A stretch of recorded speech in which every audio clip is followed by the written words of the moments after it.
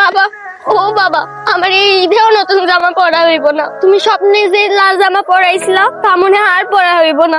আপা আপা কিরে তোরাই তো কইছিস দুপুর বেলা, তুই আসছিস সেই রাত্র বেলা।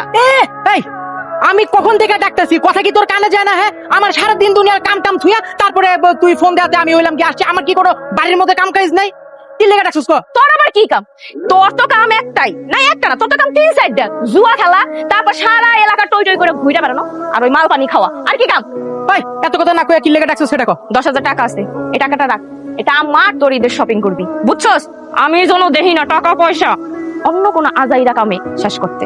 শুনো, আরে তুমি ঈদে কোনো জামা কিনবা না? আমি তোমার ঈদে লাল টুকটুকে সুন্দর একখান জামা কিনা দিব, তুমি নিবা? স্যারেন, আপনি আমার কে হন যে আপনি আমার এই জামা কিনা দিবেন? আরে আমি তোমার চাচির ভাই হই, তার মানে তো তোমার মামা। তা মামা তো নিজের ভাগ্নিরে একটা শখ করে জামা দিতেই পারে, পারে না? কি নিবা নাকি জামা? হ্যাঁ, ওইটাও ঠিক। মামা তো ভাগ্নিরে জামা কিনাই দিতে পারে। নিবা নাকি লাল টুকটুকে একটা জামা? হ্যাঁ চাই। কিন্তু আমার একটা শর্ত আছে, তুমি কিন্তু এটা কাউরে কইতে পারবা না। এই কথাটা শুধু তোমার আর আমাদের দুইজনের মধ্যে থাকবে। আজকে যখন সবার খাওয়া দাওয়া শেষ হয়ে যাবে রাত্রে বেলা, যখন তোমার চাচা চাচি ঘুমায় পড়বে, তুমি আস্তে কইরা এটা বাড়ির পিছনের দিকে আইবা, বুঝছো? আমি তোমার টুকটুকে লাল সুন্দর জামা কিনাই না দিমুনে। কিন্তু মামা, আমার যে রাত্রে বাড়ির পিছে একা যাইতে ভয় লাগে।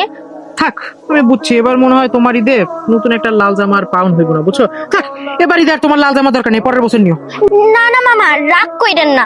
আমি রাত্রে বাড়ির পিছে আমুনে, কিন্তু আপনি আমার লাল জামা কিন্তু আনবেন, ভুলবেন না। আচ্ছা মামা, আমার না কাম আছে, আমি যাই না? যাও। কি ব্যাপার, তোমার এত ফোন কেটাই দেয়? ফোনটা ধরতে পারো না? বারবার কাটাছো কিসের জন্য? কে আর দিব? ওই যে আরামদাদির বাপেকে বারবার ফোন দেয়। কি ব্যাপার, ফোনটা কাইটে দিতেছে কে?